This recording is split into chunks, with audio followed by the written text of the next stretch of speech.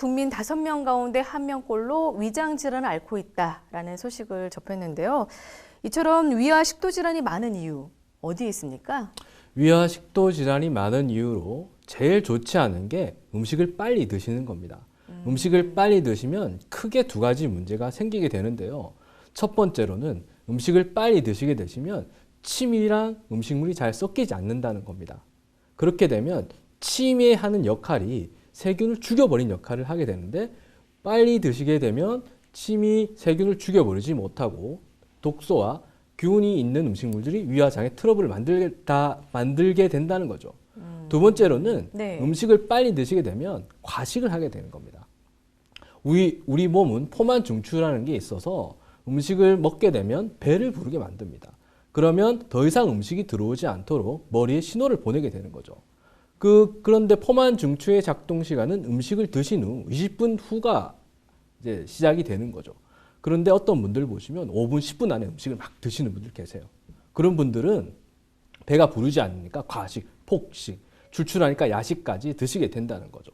그 다음에 맵고 짠 음식은 위 점막을 직접적으로 자극을 하게 되고, 소화된 식생활, 인스턴트라든지 밀가루는 특히 방부제라든지 살충제, 그 다음에 가공 과정에서 각종 첨가물들이 압축돼서 국수나 피자 같이 압축된 형태로 이제 음식이 들어오게 되니까 독소가 쌓인 그 압축된 형태가 우리 몸에 들어오게 되니까 얼마나 안 좋겠습니까?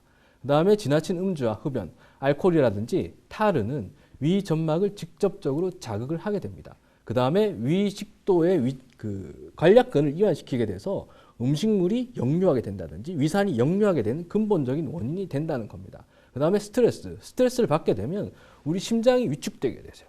심장이 위축되니까 위장으로 가는 혈류가 부족해지고 위에 문제들이 같이 생기시게 된다는 거죠. 자, 그렇다면 위와 식도의 주요 질환, 좀 어떤 증상들이 나타나나요? 명치 주변의 통증, 뻐근하다, 쥐어튼다, 콕콕 쑤신다, 아니면 칼로 오려내는 듯한 통증을 호소하시는 분들도 계세요. 그렇고 조기 포만감, 그득하다, 소화 안 된다, 더부룩하다라든지 명치 주변으로 속이 쓰리다, 아니면 입냄새가 난다든지 트림을 꺽꺽 계속 한다든지 하는 증상이 생길 수 있으시고요. 그 다음에 위식도 역류 질환의 증상으로는 제일 대표적인 증상이 목의 이물감입니다. 항상 목에 뭔가가 걸려있다. 삼켜도 삼켜지지 않고 뱉어도 뱉어지지 않는다. 가래가 낀 것 같이 불편하다. 그 다음에 위산이 역류되니까 가슴이 쓰린다든지 타는 듯한 통증이 같이 이렇게 생기시게 되는 거예요. 그 다음에 인후라든지 후두를 자극하게 되니까 인후염이나 후두염, 아니면 기침의 자극 증상까지 나타날 수 있다는 겁니다. 자, 그렇다면 원장님, 이런 위식도 질환이 발생하는 원인은 어디에 있죠? 한의학에서는 위식도 질환의 원인을 원래부터 위가 약한 분들이 있으세요. 유전적으로. 그 다음에 음식 조절을 못하는 경우, 소화되지 않은 음식물 찌꺼기가 위에 고이게 되고 그 음식물 찌꺼기가 썩게 됩니다. 썩은 더러운 물질이 담이라는 표현을 써서 이제 표현을 하고, 그 담이 독소인 겁니다. 그 담 독소가 위와 장에 끼게 되는데, 그 끼게 되면 증상이 굳어지는 형태로 나타나게 된다는 겁니다.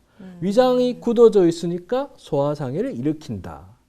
이게 한의학에서 위식도 질환의 원인으로 볼 수 있다는 거죠. 자, 그러면 이제 적취라는 단어를 좀 약간 많은 분들께서 생소하게 생각하실 것 같아요. 위와 장의 그 적취에 대해서 조금 더 구체적으로 좀 설명을 주신다면요? 적취라는 게 굳어 있다는 겁니다. 그래서 원래부터 위가 약하다든지 아니면 음식 조절을 못했다든지 하면 음식물 찌꺼기가 여기에 고이게 됩니다. 거기서 수십 조의 미생물들이 위와 장에 있는데 나쁜 미생물이랑 같이 결합되게 되면 썩어버리게 됩니다.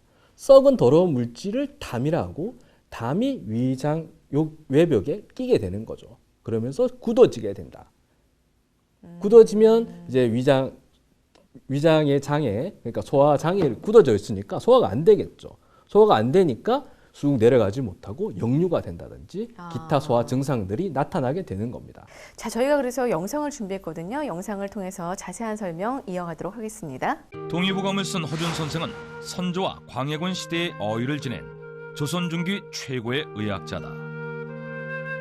허준 선생은 동의보감에서 담병에 대해 수없이 많이 언급하며 질병의 90%는 담에 의한 것이라고 말했다.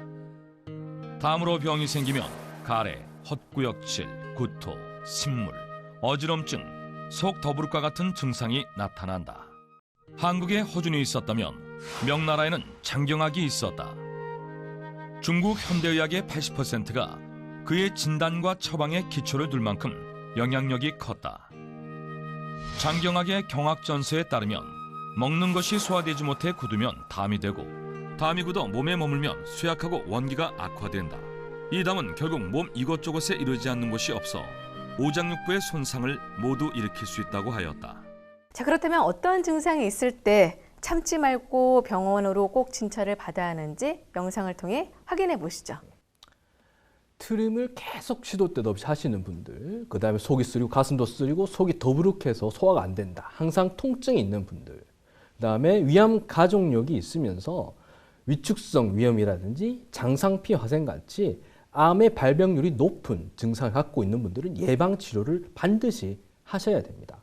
그 다음에 삼킴이 곤란한 분들, 음식을 드시면 목이나 가슴 쪽으로 삼키는 게 힘들어서 답답하게 항상 이렇게 있는 분들이 있으세요. 이런 분들은 반드시 치료를 하셔야 되고요. 그 다음에 이유 없이 체중이 감소하는 분들이 있으세요. 이런 분들은 위장의 기능이 떨어져 있기 때문에 영양분이 흡수가 되지 않아서 전신질환까지 같이 유발할 수 있기 때문에 반드시 치료를 하셔야 됩니다. 빈혈도 마찬가지. 위장 기능이 만성적으로 이렇게 떨어져 있기 때문에 영양분이 흡수가 안 돼서 이제 어지러운 증상이나 빈혈 증상을 나타낼 수 있다는 겁니다. 그 다음으로는 혈변이라든지 흑색변을 가지고 있다. 이런 분들은 위와 장 간에 출혈이 있다는 겁니다.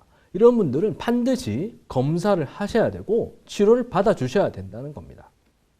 그 다음으로는 꼭 치료받아야 할 증상으로 3개월 이상 지속되는 만성 소화불량.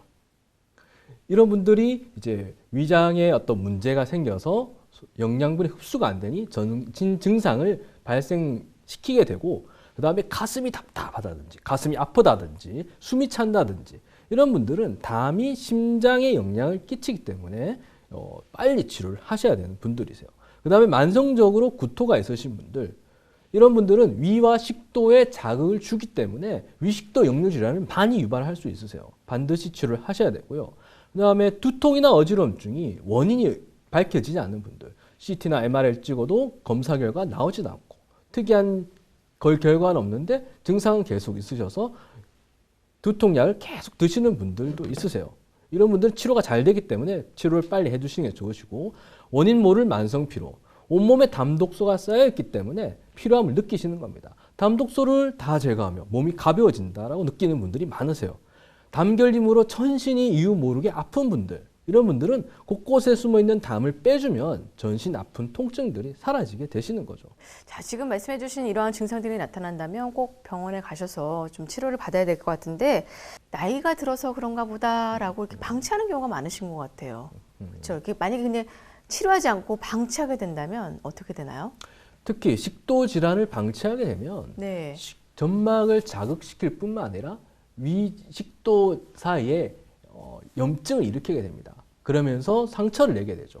궤양이라든지 출혈 같은 증상이 나타날 수도 있고, 그 상처가 덧나게 되면 식도가 협착이 된다든지 삼킴이 곤란한 증상까지 나타날 수 있어요. 네. 그게 더 심해지면 식도암의 바로 전 단계인 발해식도라든지 식도암 같은 여러 가지 합병증들을 나타나게 할 수 있다는 겁니다. 네. 식도 같은 경우는 그렇고 위장 질환을 방치하게 되면요? 위장 질환을 방치하게 되면 암의 전 단계인 위축성 위염, 점막이 얇아지는 거죠. 그 다음에 장상피 화생이나 위암을 유발할 수 있는 거리가 됩니다. 그 다음에 전신 증상까지 같이 나타날 수 있다고 저희는 보고 있죠. 자, 이렇게 저희 프로그램에서는 시청자 여러분을 위한 상담 전화를 받고 있습니다. 방송 보시면서 궁금한 점 있으신 분들은요, 아래 나가는 전화번호로 전화 주시기 바라겠습니다. 자, 이렇게 위와 장에 문제가 생기면 몸 곳곳에서 질병을 유발할 수 있다라고 말씀하셨는데요. 만성이 되지 않도록 빨리 치료하는 게 급선무일 것 같습니다. 자, 그렇다면 위와 장의 그 적치와 담 독소에 대한 검사는 좀 어떻게 이루어지나요? 검사 방법을 보시면 네. 첫 번째로는 환자분의 증상을 저희가 설문지 작성을 통해서 파악하게 됩니다. 네. 위의 증상에만 국한되어 있는지 아니면 전신 증상까지 같이 있는지를 파악하게 되고, 두 번째로 경락 공능 진단기를 통해서 우리 몸의 신체 전기 작용을 이용하는 거죠. 전신 증상이 환자분의 몸에 어디가 더 좋지 않은지를 파악하게 된다는 겁니다. 그 다음으로는 맥진과 설진을 통해서 환자분을 진찰하게 되고, 복진을 통해서 굳어져 있는 위장의 정도와 굳어져 있는 위장의 위치를 정확하게 파악하게 되는 겁니다. 혼자 본인 스스로 이렇게 복진할 수 있다라고 얘기를 좀 들었어요. 네. 위와 장이 굳어 있는 것을 이제 파악하는 방법에 복진이 상당히 중요합니다. 네. 사실은 이 위장에 얹혀져 있는, 그러니까 장과 위에 이제 있는 근육층을 이제 풀어내서 안쪽의 직접적인 어떤 굳어져 있는 정도를 파악해야 되는데 네. 스스로 파악할 수 있는 법이 있으세요. 누워서 앉아서 누르시면 안 돼요. 앉아서 누르시면은 거기 누워서. 간이 있기 때문에 네. 간을 누르시는 거예요. 저도 누르면 아파요. 그러니까 아, 앉아서 그렇군요. 누르시면 안 되고 네. 반듯하게 누운 자세에서 네. 이제 손으로 눌러보는 겁니다. 어디를 눌러야 되는 이제 거죠? 명치 아래. 그러니까 삼각형의 명치 아래쪽에 위에 입구가 되는 분문부가 되는 거죠. 네. 그래서 누워서 이제 꾹 눌러보면 네. 딱딱하게 굳어 있는 조직들이 느껴지게 되는 거죠. 네. 그다음에 위장 입구가 그렇게 되는 거고, 그다음에 배꼽의 옆쪽은 소장인 부분도 있으세요. 소장이 딱딱하게 굳어 있는 분들도 있으세요. 네. 이런 분들은 이제 소장이 영양분을 흡수하는 장기니까 네. 여기가 굳어 있으면 영양분 흡수가 안 돼서 피가 지 맑지 않다라고 저희가 이제 보는 거고, 어떤 영양의 어떤 문제들도 같이 나오게 되는 경우가 있으세요. 네. 누워서 그 다음에 명치 아래를 짚어보고 딱딱하다든지 아니면 명치와 배꼽 사이, 그 다음에 배꼽과 옆 배꼽 주변 눌러봐서 딱딱한 부분이 있다. 거기다가 소화 증상까지 같이 있다. 그러면 오셔서 더 정확한 진찰을 의료진한테 받아주시면 좋으세요. 자, 이런 검사를 통해서 이제 위장 질환에 문제가 있다라는 것을 알게 된다면 치료를 받아야 하는데 치료법이 정말 제일 궁금할 것 같습니다. 네.